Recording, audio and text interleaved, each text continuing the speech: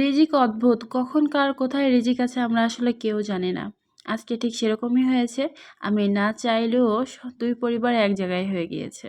তো যাই হোক রাফসানের দাদি ফ্যামিলি থেকে আর নানি ফ্যামিলি থেকে আমাদের আত্মীয়স্বজন এসেছিল। তো আমরা খুব এনজয় করেছি। সেই কিছু ভিডিও ক্লিপ আপনাদের সাথে শেয়ার করব। এখানে ১ম এ একটা কেক কেটেছিলাম। আমার ছেলে কেক খুব পছন্দ করে। এজন্য তার জন্যই কেকটা বানিয়েছিলাম। আর মূলত অনেকে আসবে তাদেরকেও একটু নাস্তা হিসাবে কেক আর আমার হাতে তৈরি পিঠা দিয়েছিলাম। আমার মনে হয় যে বাইরে থেকে তৈরি করা জিনিস আর নিজে তৈরি করে কাউকে খাওয়ানোর মধ্যে কিন্তু অনেকটা মজা আছে, অনেকটা অন্যরকম অনুভূতি আছে। তো আমি চেষ্টা করি যখনই আমার বাসায় কেউ আসবে আমি নিজে হাতে কোনো কিছু তৈরি করার চেষ্টা করি। আর যেহেতু এখন শীত এজন্য কিছু পিঠা তৈরি করেছিলাম আর রাফসানের জন্য কেক। তো আমি মাংসটা সুন্দর করে মাখিয়ে ম্যারিনেট করে রেখেছি আর এই সাইডে হচ্ছে বাসমতি রাইস নিয়েছি। তো এই বাসমতি রাইসটা আমি না হলেও ২ মাস আগে কিনে রেখেছি, কিন্তু এখনও পর্যন্ত আসলে আমি খেতে পারিনি। কারণ হচ্ছে রিজিক। তো আমি একা খাবো আল্লাহ এটা চায়নি। তো আমি হলো যে সবাইকে সঙ্গে নিয়ে খাবো, সেই জন্য এতদিন আমি খেতে পারিনি। এই জন্য আজকে হচ্ছে চাইলাম যে যেহেতু হচ্ছে যে বিভিন্ন রকমের তরকারি, মাছ, মাংস আর হচ্ছে এগুলো হবে, তো ভাবলাম একটু হচ্ছে চাচি রান্না করি তাহলে ভালো লাগবে। বিভিন্ন রকমের খাবার কিন্তু টেস্ট করতে ভালো লাগে। আর সবাই যখন একসঙ্গে থাকি আসলে খাওয়ার মজাটাই অন্যরকম। কারণ একা একা কোনো কিছুই মজা লাগে না খেতে।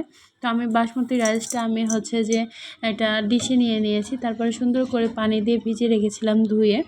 তারপরে এখানে গরম পানির মধ্যে আমি শাহি জিরা, লবঙ্গ, দারচিনি, এলাচ দিয়ে সুন্দর করে আমি এখানে চালটা 80% ফুটিয়ে নিচ্ছি। প্রথমে কিন্তু বলেছিলাম রিজিক অদ্ভুত, কারণ হচ্ছে আমি এই রাইসটা খাওয়ার জন্য অনেকবার চেষ্টা করেছি, কিন্তু একা একা কখনোই আমি জানি না কোনো না কোনো কাজের জন্য আমি রান্না করতে গিয়ে আবার ফিরে এসেছি। তো আজকের দিনের জন্যই হয়তো আমার রিজিকে আজকের দিনে সবাইকে নিয়ে রিজিকটা ছিল, এই জন্য আমি একা একা রান্না করে খেতে পারিনি। আর এই সাইডে কিন্তু মাংসটা কষানো হয়ে গিয়েছে, আমি পানি দিয়ে দিয়েছি। আর যেহেতু হচ্ছে যে তারা তো প্রতিদিন আসে না, এই জন্য মাংসতে সেরকম আলু দিইনি। ৪-৫টা আলু দিয়েছি জাস্ট রাফসানের আব্বুর জন্য। আর হচ্ছে যে মাংসটা একটু ঝোল ঝোল করবো, কারণ ভাতের সঙ্গে না হলে হবে না। এখানে পেঁয়াজ দিয়ে দিচ্ছি, বেরেস্তা পেঁয়াজ দিয়ে দিয়েছি, কাঁচা মরিচ আর একটু ভাজা জিরা গুঁড়া দিচ্ছি। এর জন্য কিন্তু মাংসে একটা অন্যরকম একটা ফ্লেভার অ্যাড হবে। আর এই গন্ধটা কিন্তু আমার বেশ বরাবরই ভালো লাগে, এই জন্য এখানে দিয়ে দিয়েছি। কিন্তু সবসময় কিন্তু আমি এভাবে রান্না করি না, মাঝে মাঝে যখন খেতে ইচ্ছে হয় তখন রান্না করি। আর এই সাইডে তো চালগুলো সেদ্ধ হচ্ছে, এই চালটা একটু সেদ্ধ হতে টাইম লাগে, এই জন্য কিন্তু ভিজিয়ে রাখতে হয়। তো আমি কিন্তু সুন্দর করে ধুয়ে তারপর ভিজিয়েছি, কারণ ভিজানোর পরে আবার যখন ধুতে যাব তখন চালগুলো কিন্তু ভেঙে যাবে। রাইসটা কিন্তু রেডি। আমি সুন্দর করে পানি ছেঁকে একটা ডিশে এইভাবে ঢেলে রেখে দিচ্ছি। আর এই সাইডে হচ্ছে পুঁই শাক দিয়ে আমি ছোট ছোট চিংড়ি মাছ রান্না করছি। এই পুঁই শাক আর কলার যে হচ্ছে আমরা আইঠা বলি কিংবা যে কান্দুল নাকি সব বলে, সব নাম জানি না। এই দুইটা হচ্ছে রাফসানের ফুপু তার নিজের বাড়ি থেকে এনেছে। তো আমি রান্না করেছি কারণ আমার বাসায় অনেক মেহমান, এই জন্য। আর এগুলো আসলে তাদের বেশি ভালো লাগে। আর মাংসর পাশাপাশি কিছু সবজি কিংবা মাছ থাকলে কিন্তু খেতে ভালো লাগে। আর এই সাইডে হচ্ছে বিরিয়ানি তৈরি করে নিয়েছি, মানে কাচ্চি। আমি সুন্দর করে মাংসটা কষিয়ে নিয়েছিলাম, দই, তারপরে আরও বিরিয়ানির মশলা টশলা যাই হোক সব কিছু দিয়ে কষিয়ে আমি মাংসটা তুলে নিয়েছি। আর আমি প্রেশার কুকারে আবার হচ্ছে লেয়ার বাই লেয়ার সব কিছু দিয়েছি। যেরকম একটা লেয়ার হয়ে গিয়েছে, এই লেয়ার থেকে আমি বলছি কি কি দিয়েছি। প্রথমে রাইসটা দিয়ে দিচ্ছি, তারপরে পরিমাণ মতো মাংস দিবেন।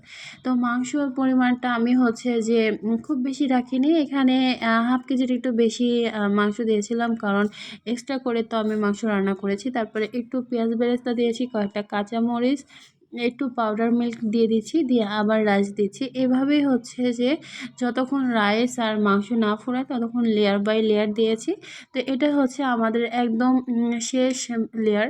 তো আমি সুন্দর করে ঝোল যা আছে সব কিছু দিয়ে সুন্দরভাবে এভাবে ছড়িয়ে দিচ্ছি। এখানে কিন্তু আলু আছে, তারপরে আলু বোখরা আছে। আলু আর আলু বোখরা না থাকলে কিন্তু বিরিয়ানিটা কেমন জানি লাগে আমার কাছে। তো যাই হোক এখানে পেঁয়াজ, কাঁচামরিচ আবার দিয়ে দিচ্ছি। পেঁয়াজ মানে বেরেস্তা সবসময় আসলে ভুল বলছি আমি। যাই হোক কাজে যাবে একটু ভুল ভালো হয়ে যাচ্ছে।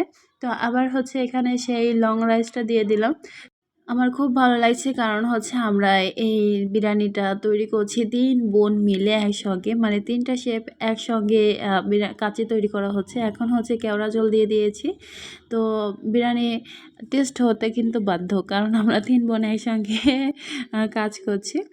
এখানে হচ্ছে যে একটু পরিমাণ ঘি দিয়ে দিয়েছি। তারপরে কেওড়া জল তো দিলাম।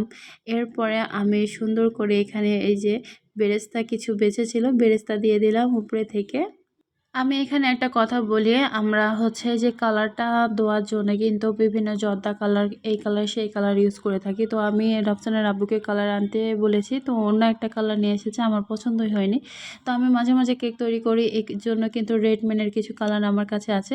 তো সেখান থেকে আমি কমলা কালারটা নিয়েছি। আমি আসলে এতটা বোকা, আমি জানতাম না যে আমার মাথায় একটু খেয়াল নাই যে আমার কাছে এই কালার আছে।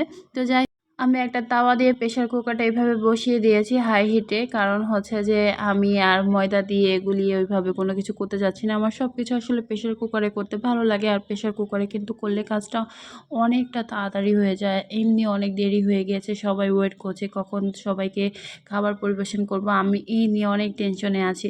এই সাইডে এই যে একদম গরম গরম বিরিয়ানি কিন্তু একটা ডিশে বেড়ে নিয়েছি সবার জন্য। দেখতে কেমন হয়েছে সেটা আমি নাই বললাম, আপনারা দেখে নিন। আর খেতে মাশাআল্লাহ ভালোই হয়েছিল মোটামুটি। খুব একটা ভালো সেটা বলব না, নিজের রান্না এতটা প্রশংসা করছি না। তবে এটা বলতে পারি এখন যদি ১ প্লেট পাই একদম মানে পেট ফুল করে খেয়ে ফেলবো। কোনো টেনশন থাকবে না। সঙ্গে কিন্তু সেদ্ধ ডিম রেখেছিলাম। টিকিয়া ভাজতে ভুলে গিয়েছি। কাজের চাপে আসলে একটা না একটা ভুল হবে, এটা সিওর আমি। তবে আজকে এ পর্যন্ত শেয়ার করলাম। আশা করছি ভালো লেগেছে। সবাই ভালো থাকবেন। আল্লাহ হাফেজ। আসসালামু আলাইকুম।